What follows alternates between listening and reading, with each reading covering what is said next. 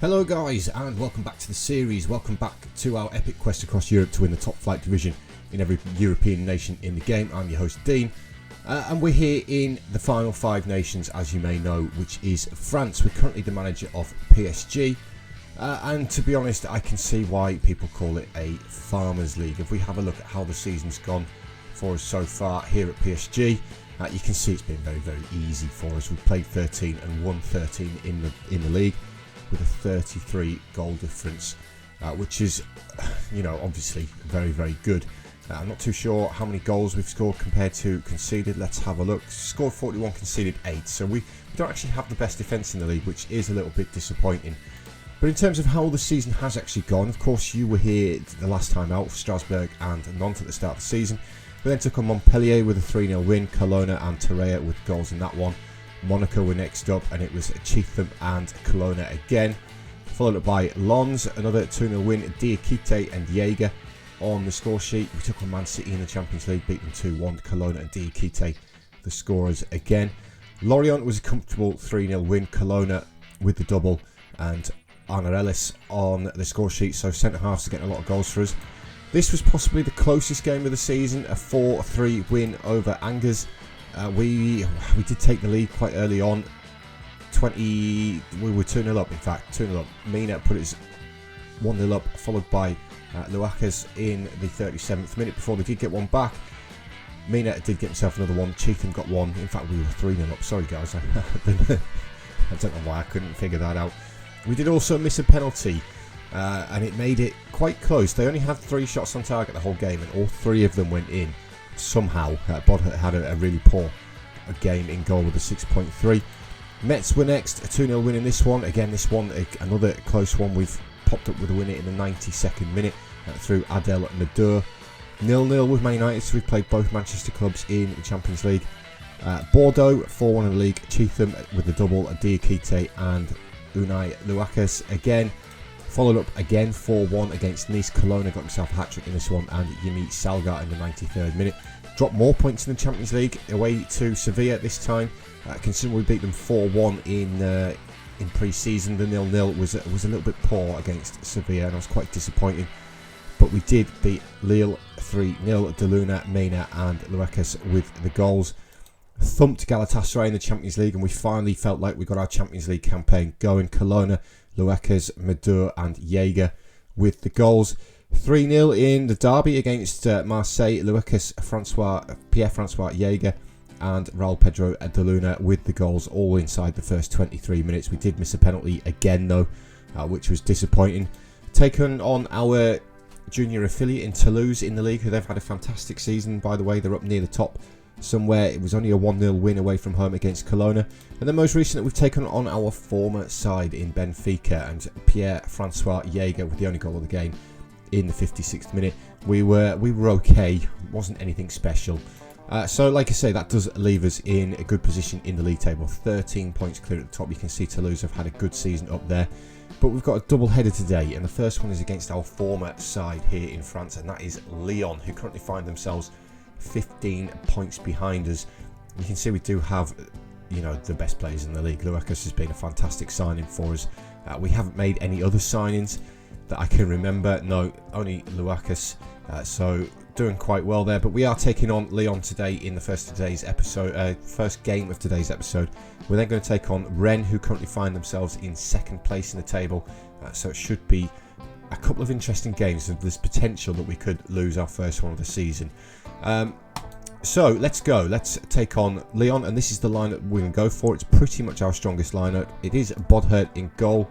He's a decent goalkeeper. Doesn't concede too many for us, which is fantastic.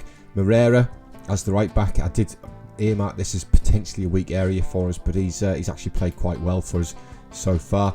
Diakite comes in today. De Luna is actually currently injured, but Diakite is he's more than capable as a stand-in centre half alongside Arna Ellis, the Greek. Again, very good, had a good season. Left back is Salgar, who potentially was on his way out the club, but he rejected the contract. I can't remember who he was going to. I accepted the bid of £12 million for him at 34 years old, and I thought, yeah, I'll take that. But he rejected the contract. Tobar, defensive midfield, has had a decent season for a defensive midfielder in that position, but like I said, it is a bit of a farmers league really for PSG. Luekas, our signing, had a great season so far. He's got 9 goals and 8 assists in all competitions from a defensive midfield role, which is great. Castellano has now learnt that defensive midfield role, and he's done very, very well so far for us. He does rotate quite a lot with Torreira, who is currently suspended, so that's why Castellano is getting the start today. Madura on the left had a decent season, 4 goals, 6 assists in 13 appearances. Also voted in the top players in the world. I think he was number 34. Colonna was number 38. So we've got 2 of the best 50 players in the world. Jaeger on the right hand side, 5 goals, 5 assists, which is fantastic. And then Colonna with 14 goals and 16 starts this season in all competitions. And just the 1 assist though, but he has rotated a fair bit with Mina. Fernando Mina, who has got, he's only got 3 in 5 starts. He's made a lot of substitute appearances. So, Lyon, our former side. Let's see how we get on. let's see how we get on. Hopefully the players that we signed for Lyon before we left don't do us any damage. They are playing, both of them are, Pajaro and Gerardo, both getting a start today. So we get our first highlight in the 12th minute, and is Matthew with the goal kick. He goes long. Diakite heads it away though. Maduro looking for Colonna forward, but Almeida cuts it out and finds a border back to Matthew. Our former goalkeeper brings it out of defence. It goes along again, looking for Fortes over the top. Diakite heads it away again though, and Moreira brings the ball towards the halfway line. He's got Jaeger ahead of him, finds Jaeger. Can Jaeger pick out the pass? It's a shocking pass from Jaeger. And the Lyon defence deal with it, but they're giving it away straight to Castellano. Ball forward looking for Colina. It's cut out, but Maduro cuts that one out. Finds Colonna. No, it's blocked. It's a bit of a scramble on the edge of the area, and Sambake comes away with the ball. It looks like Lyon loans Sambake again from Real Madrid.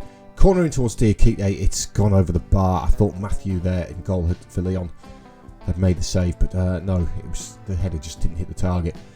But another highlight coming thick and fast now that we've got them going. It's Salgar looking over the top towards Maduro. Does get there, finds Colonna. Nicola Colonna with his 15th goal of the season gives PSG the lead here at the Parc des Princes against Lyon, our former side. Like I said, it would be nice to beat them and obviously justify our move to PSG. But they still do pose a threat. We did leave the squad in a reasonable position, and now it's Sambake, the man on loan from Real Madrid, looks to take it past a couple of players, gets past one, looking to take past the other, comes back instead to Almeida, finds border across to Mexedo, looking for Gerardo. Luakas heads it away though. Jaeger, we've given the ball away to Gerardo, bends over the top for Pajaro, header clear again by Diakite. He's an absolute beast in the air, is Diakite, but that's a poor pass out of defence, which Diakite has to deal with again. And now Jaeger, Luakas. Jaeger should bring this down, does. Switches the play towards Maduro, nods it on for Colonna, one-on-one with a defender. It's a poor effort from Nicola Colonna, and it's easy for Matthew. But we're still coming forward. Amarellis, Castellano has got Salgar on the left-hand side. Ball forward towards Maduro again. Can he pull it across? Comes back to Salgar instead. Ball towards the back post, and Jaeger Paz threw himself in front of the effort from Jaeger and blocked it behind for a corner. And with 25 minutes on the clock, it's one-way traffic here really. Castellano with the corner, looking for Diakite. He can't get there. Render heads it further on, only as far as Maduro though. Finds Salgar. Can we deliver the ball back into the box?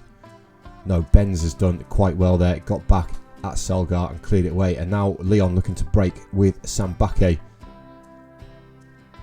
Being allowed to travel a long way with the ball is the diminutive little player there. Cross is blocked though, and we make an absolute mess of it. We make an absolute mess of it at the back. And Pajaro, our signing before we left Lyon, levels the game for our former side. This was just absolutely comical at the back. Sambake did really well, but then I thought he'd lost the ball here, and I don't know what our players are doing. We've kicked it against our own player, and the ball's fallen kindly at the feet of Pajaro to level the game for Lyon. And that brings an end to the first half. You can see that PSG are absolutely dominated the game. Lyon have only had that one shot from Pajaro, which did find the back of the net unfortunately. Tobar's picked up a little bit of an injury in that first half as well, so we are going to have to make a change at half time, and we're going to bring Tobar off. We're going to get Jose Martinez on. He's actually a defender, but he can play, he has played in this defensive midfield role for me a couple of times this season. He's a fairly decent player, is Martinez. Hoping that we can continue to dominate the game though, and bag the winner in the second half. Right, we're into the final 15 minutes now. We'll get our first highlight of this second half. We are still dominating the game, as you will see by the match stats in a minute. We've done well to cut that out with Kelowna though. We've made a couple of substitutions. Of course, you saw the one at half time. We've also brought Duma on the right hand side for Jaeger. His rating went down to a 6.1, so I have changed him. Diakite pulls that one out of the air with 12 minutes remaining in this game. Finds Martinez. Martinez switches it to the right hand side and Moreira. Ramirez does well to get back to him though, and now it's Paz with the ball. Fortes, Ramirez again, back to Marcelo. They go long, but it's waste, and Amarellis cuts it out. Luekes finds Diakite, finds Amarellis again. Castellano's also had a poor game. Feeds Medor, pulls it across for Kelowna, who just put the ball in the back of the net, but I think he was offside. But we're at the minute, guys, we're in danger of losing our 100% record so far this season. He was onside. It's been given, guys, so that's great. We have taken the lead. I want 100% record this season with PSG. We should get it. I've said it a couple of times. It is a farmers league. Castellano with this deep free kick, looking for Diakite, heads it on. Sambaki heads it further away though, and now Martinez back to Castellano on the left hand side. Finds Amarellis, back to Salgar, the left back, into Luekes, gives the ball away, and now Angelin, another one of our signings, cuts it out. Ramirez, he's got Pajero ahead of him. Pajero, I think the defender didn't get a block on it. It looked like the defender got a block on it, and thankfully for us, Pajero missed. But we're into the final minute of the game now. It does look like we're going to maintain our 100% record. Castellano with this late corner. Finds Salgar on the edge of the area. Luekes with the ball inside the area. Can he get an effort away? He can. It's a poor one though. And Matthew falls on top of it. But that is the full-time whistle, guys. A nice dominant win really over Lyon. They didn't really offer anything going forward. The scoreline's a little bit closer than I would have liked, but we have won the game, which is really all that matters. So guys, after that game, we do move 16 points clear at the top. Rennes do still have a game in hand though, which I imagine they're going to play on the Sunday. Indeed they are. They're away to Lille. Rennes are our next opponent though, so I'm going to go away now, play through until we get to the Rennes game. I think it's in 6 days' time. I want to say it is 6 days. And we'll come back and we'll take on Rennes, and then we'll wrap up the episode. So see you guys in just a minute. Right then guys, welcome back to the second game of today's episode. We do have some changes to the lineup. We've got some suspensions, mostly suspensions actually. Kelowna, Moreira and Amarellis are all suspended. So defensively, it's a little bit of a mismatch. We've got Tobar coming in at right back today, of course the 35-year-old Ecuadorian. We have Malek coming in as one of the centre halves today as well. Has played a few times for us this season, played 8 in total, all as a left back. He was going to be my sort of replacement for Salgar until I could sign somebody. Torreya comes back in to the midfield as well, and it's pretty much the same lineup from that. Mina comes in for the suspended Kelowna. So hopefully we can continue again our 100% record so far this season against second place Rennes. Rennes are having a fantastic season. Of course, it would be great if we could beat them. Our gap would then stay at 16 points so far into the season, which is obviously fantastic. In fact, I didn't even see if Rennes won their game in hand on the Sunday. I wasn't paying attention to it. When you're this far into a save, guys, you tend to just click continue a lot. They did win their game, so it's 13 points as things stand. This would make it 16 points if we beat them. We have to beat them first though. We get our first highlight. It is Luekes with the free kick. It's a decent one. It's hit the upright, and the Rennes defenders do manage to clear the ball. Second highlight, Salgar throwing on the left hand side. We're still inside the first 11 minutes here. That's a slide tackle onto Mina, which the Rennes player does win the ball. They played it forward quite well as well, and Martin Brito has given Rennes the lead, unfortunately. Half an hour on the clock now. It is Rennes on the ball again. We're not really threatening. Rennes are playing much better than we are. They have just given us the ball though with Jaeger. Finds Luekes forward towards Tobar, of course standing in at right back today. Jaeger with the ball forward towards Mina. This is the opportunity to level the game. Why has he gone straight at the goalkeeper? Go across him. Far post. You could have easily slotted that in. Castellano to take the resultant corner. towards that near post. Rennes do manage to head the ball away. Luekis picks it up on the edge of the area. Shoot! Luekis has scored so many goals this season from that exact position, and he's not shot, and now we're just passing the ball around like idiots when we could have had another shot on goal. This game should be 1-1, guys, but we have pinched the ball off them. Jaeger inside the area.